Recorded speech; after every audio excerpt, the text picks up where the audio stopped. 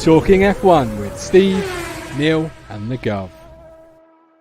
Hello again, my friends, and you are my friends, and good evening to the start of 3 live shows tonight on Tuesday the 16th of August. We kick things off by keeping the engine running, the engine purring on our Formula One show, Talking Formula One, the fan show live. No race last Sunday, no race next Sunday, so do we complete the full grid as always? Possibly not, but it's always good to not let the engine sit in idle. And then, of course, almost straight afterwards at 7:15, we kick off our match day evening on Talking Town, Match Day Live, the Ipswich Town Burton pre-game show.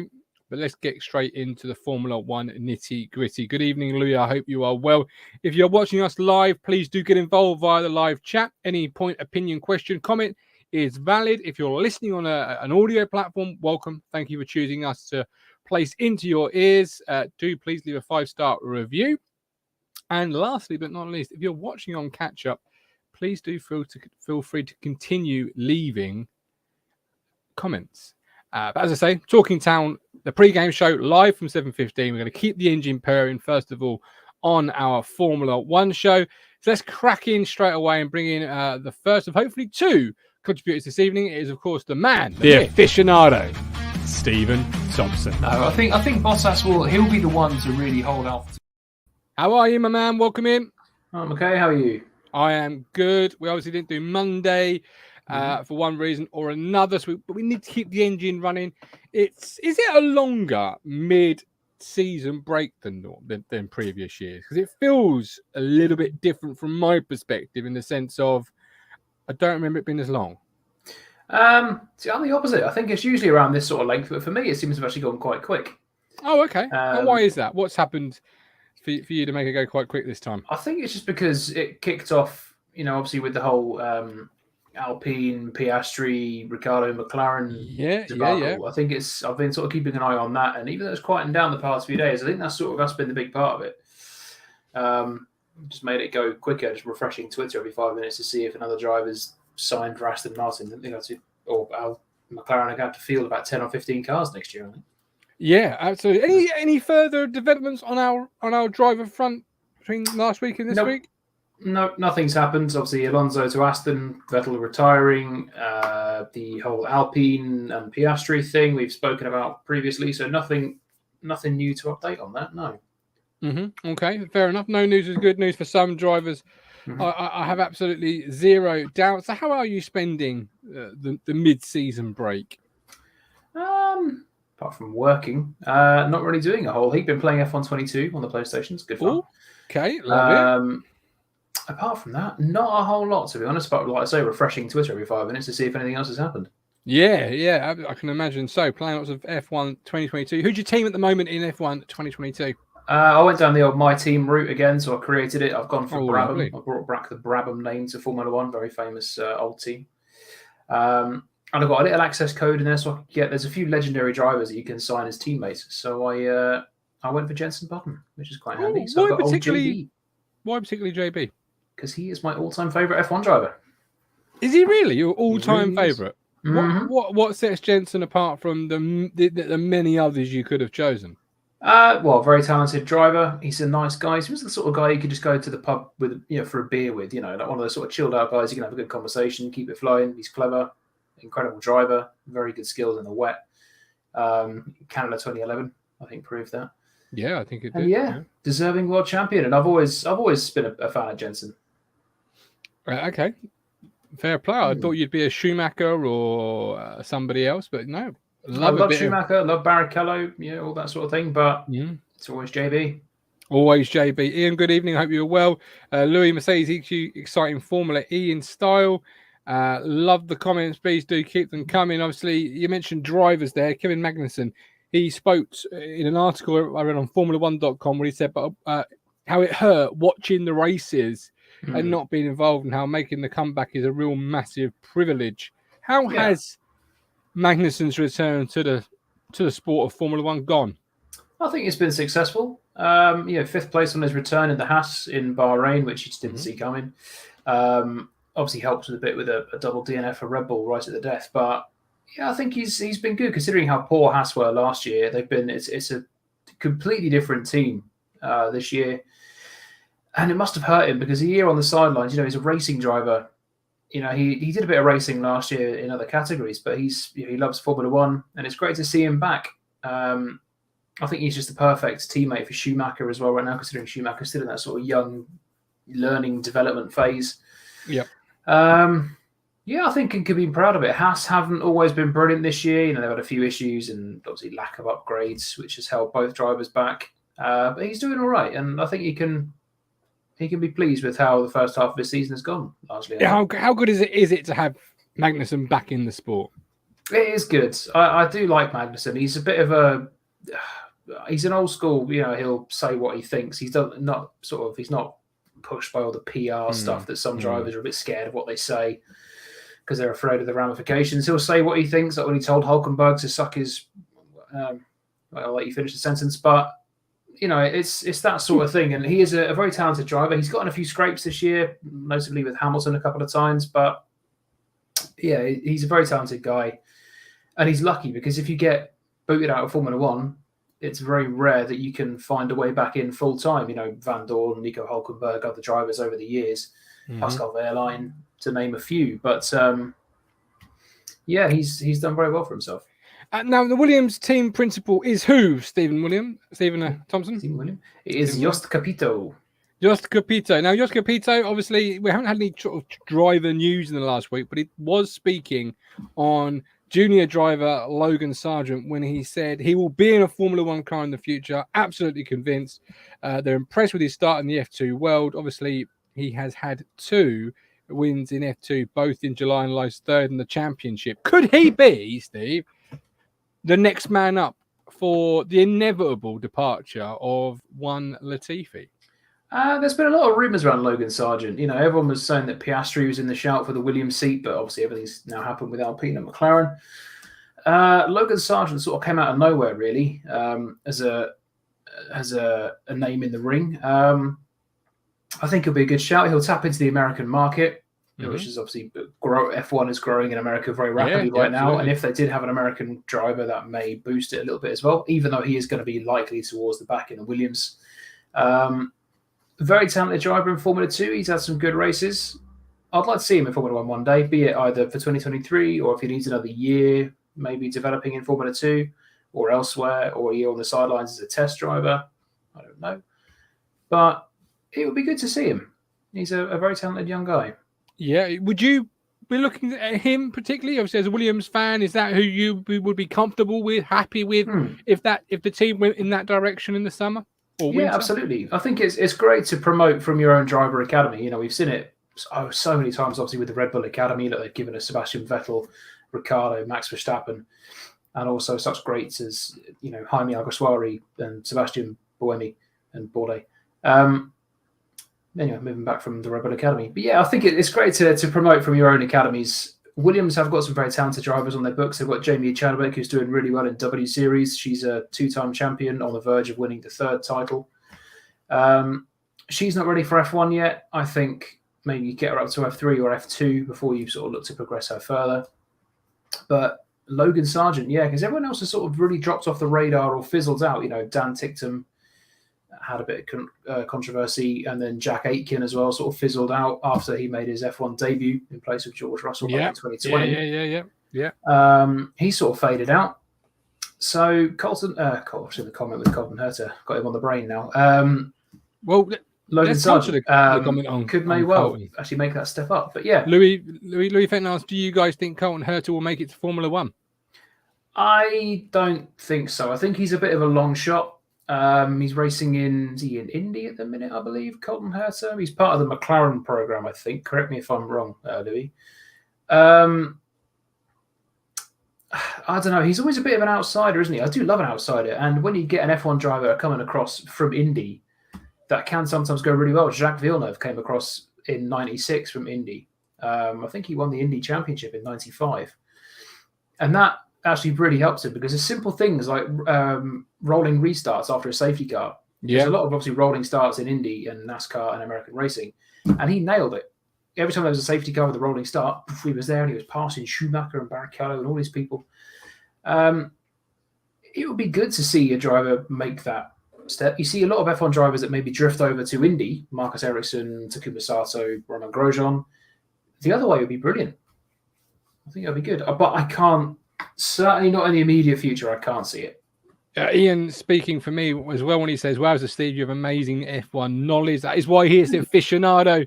Ladies and gentlemen, Louis asks, "Have you ever been to Brands Hatch? They had a festive Italia down Sunday." Never been. Never been. Fair enough. Louis, I think Hertz did a test with the McLaren car earlier in he the did. season. And everyone was sort of raving about it, and it did put him on the radar a little bit. But yeah, I think he's still a bit of an outside shot. Okay, can't see it.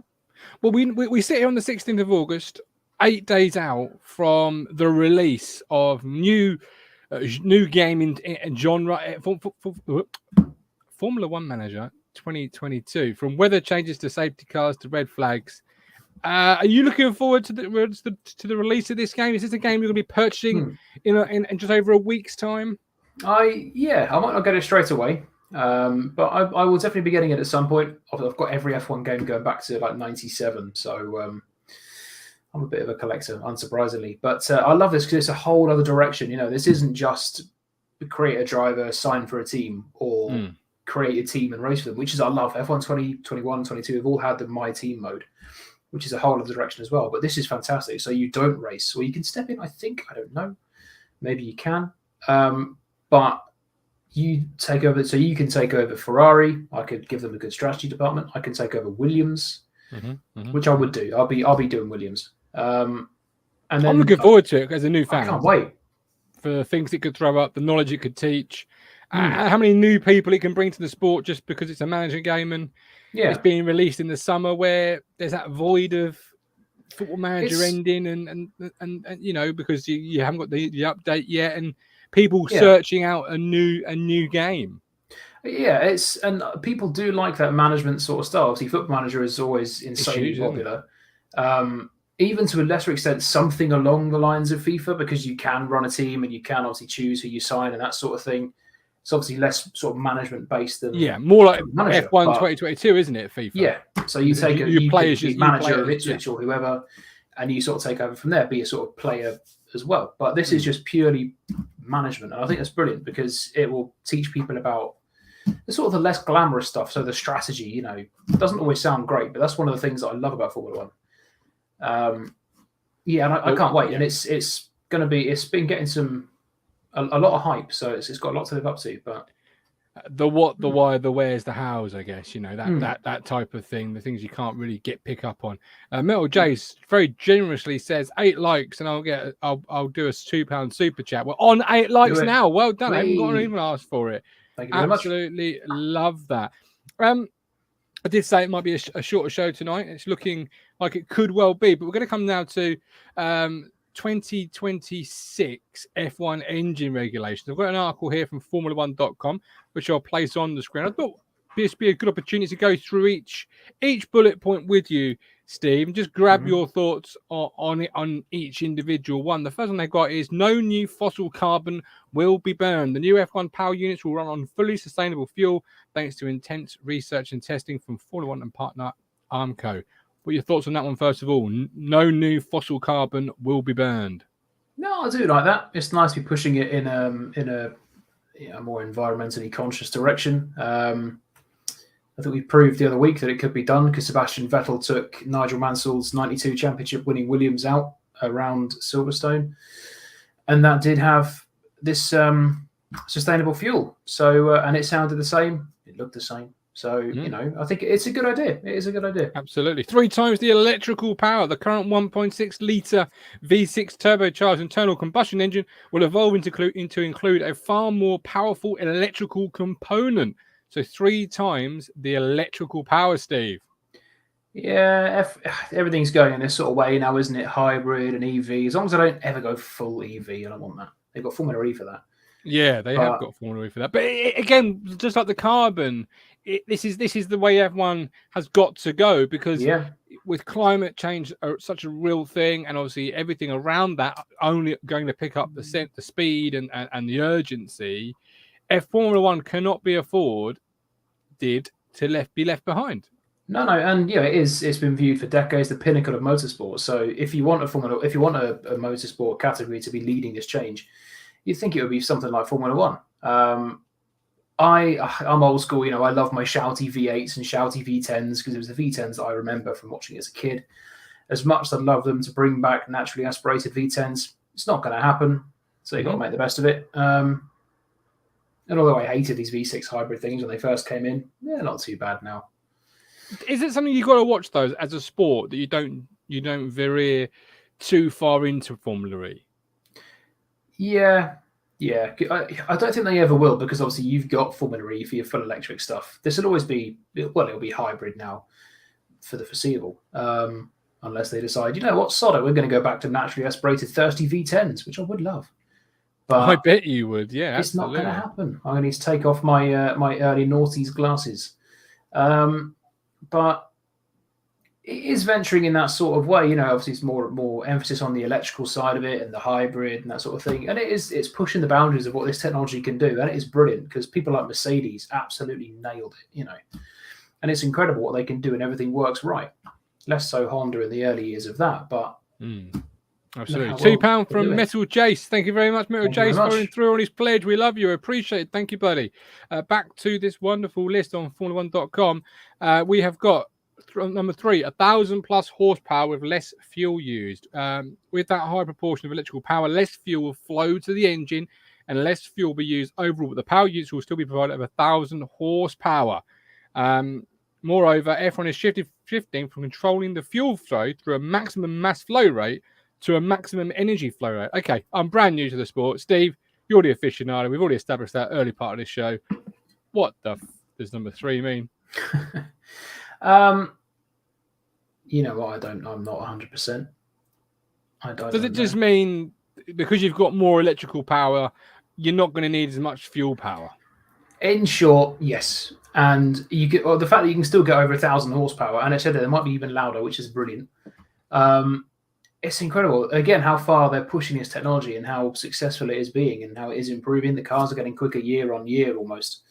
All they need now is just the smaller, more nimble cars that they had sort of in the early noughties to the late noughties before they became absolutely massive. It says here in 2013, 160 kilograms of fuel was used in a race. In 2020, that stood at 100 kilograms. In 2026, F1 is aiming for each car to use just 70 kilograms of fuel during a Grand Prix. That is incredible. Which is also where the whole no new carbon comes in, isn't it, really? Because if you're using less fuel, you haven't got to try and source it as such. Before we come back to the last 4 points, Ian Barron, why aren't there rolling starts in Formula One? I honestly couldn't tell you. I don't know if it's to do with the tracks or it seems like it's a very American sport sort of thing to do. I'm glad there aren't because you then get more carnage on the first lap with the standing start sometimes. Latifi goes full Latifi. I don't know. Couldn't answer it properly, but I'm glad there aren't, to be honest. Okay. The number 4 is better safety, which goes without saying. No need to critique that. We all want a better car, a better safer car, safety for the driver and everything else attached with that. Number 5, lower cost, but continued innovation. An engine-specific cost cap plus banning of expensive manufacturing materials and systems such as the MGU-H, plus use of standardized components will help to bring costs down. Constructors will remain limited to using 3 power units per car per season. Is that primarily something that the constructors would care about more than the fans in terms of lower cost? Yeah, I think so. I mean, I know the fans do still care about it as well, but that's mainly for your teams like Williams and Haas, who've got a fraction of the budget that Mercedes, Ferrari, Red Bull will have. There's obviously talks about other manufacturers coming in as well, either as teams or potential just engine suppliers like Porsche, the Audi group or the Volkswagen group, as well. And it'd be brilliant. Anything that can encourage more car manufacturers or engine manufacturers into the sport, because you've only got 4.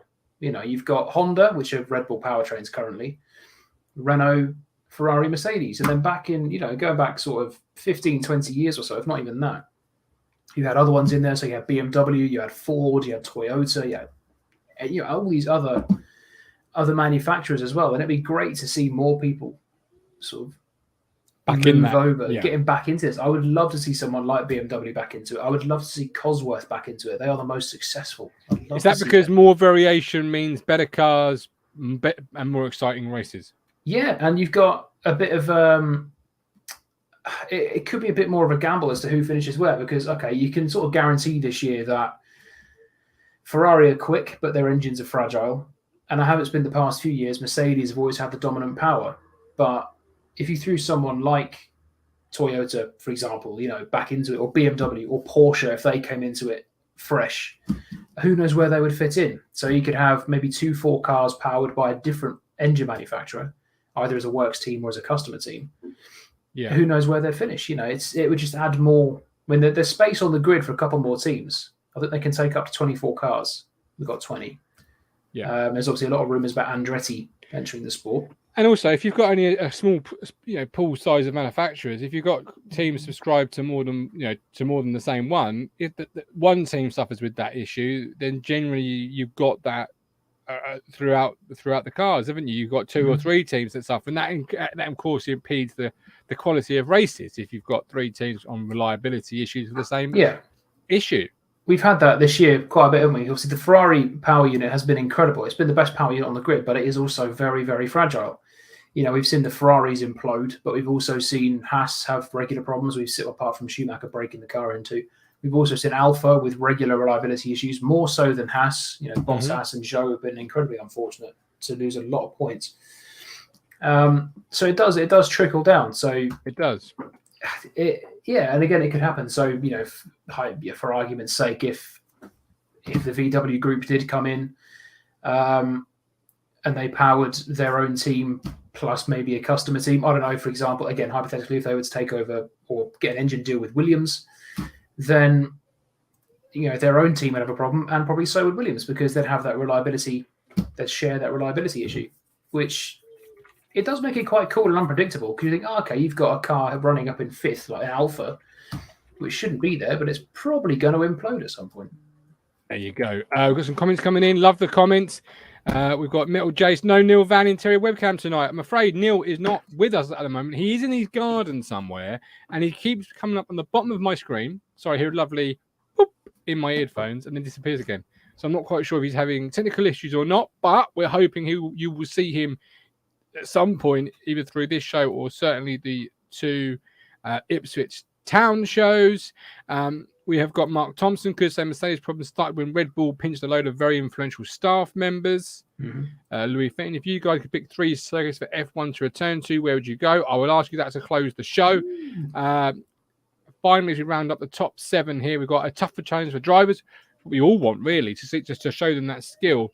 It says, with the removal of complexities such as the MGU-H turbo lag might return, and that could make the cars harder to control on corner exits. Isn't that what you want, really, as a fan? A tougher car, so you see drivers really excelling in their skills. Yeah, absolutely. It does. It separates. It splits the grid, and you want to see you want to see 20 of the world's best drivers all fighting it, but you will then notice the cream will rise to the top. That's exactly what you want to see. Yeah, absolutely, without a shadow of a doubt. Anytime you can make the drivers, really showcase their skill, they'll be happy. You'll be happy as a fan, and you'll because sometimes I agree. So to the 3 circuits for Formula One, where do you want to go as we close the show? Top of the list would be Sepang in Malaysia. That had some incredible races over the years. Turkey, Istanbul Park, I think that was absolutely phenomenal, and it was really good to see it return sort of over the COVID-affected calendar. Third one is tricky. I would personally see Mark said Kyalami. Yeah, I'm sort of inclined to agree. Kyalami was a great circuit, or maybe Jerez. Jerez was good, but you have already got a Spanish Grand Prix. Or they could maybe use it as the European. I don't know. Or Nürburgring. No, Nürburgring. Okay, there we go. Or Hockenheimring. I don't know. He wants all of them back. He wants every to be greedy. Track they've ever raced at. We never ever want a break, because as EJ Norris so truthfully says, can't wait for the F1 break to end. Yeah, I would say, I'm just going to say, okay, replace Paul Ricard with Manny Core. That was better. Yeah, okay, Istanbul Park, definitely. What did I say first? Sepang and Hockenheimring. There you go. Okay. There we go. Job done. We are done. We are back in a couple of minutes for the pre-game ITFC show. Before we go, Metal Jays, I've seen F1 races at Brands Hatch. Louis Fenton has also been driven around it in a Honda by a pro driver. We're done for today. Back in a moment for the pre-game show. Stephen, thank you so much. Tell the people where they can find us next week. It'll be Monday at 7:15-ish on the YouTube and all of your streaming bits and pieces and your podcast whatnots. Always love to see you getting involved. The chat was absolutely brilliant tonight. Love all the questions. So we shall see you on Monday. Hopefully there'll be 3 of us again. Absolutely. Well, hopefully there will be. Yes. With love, with care. We'll see you soon.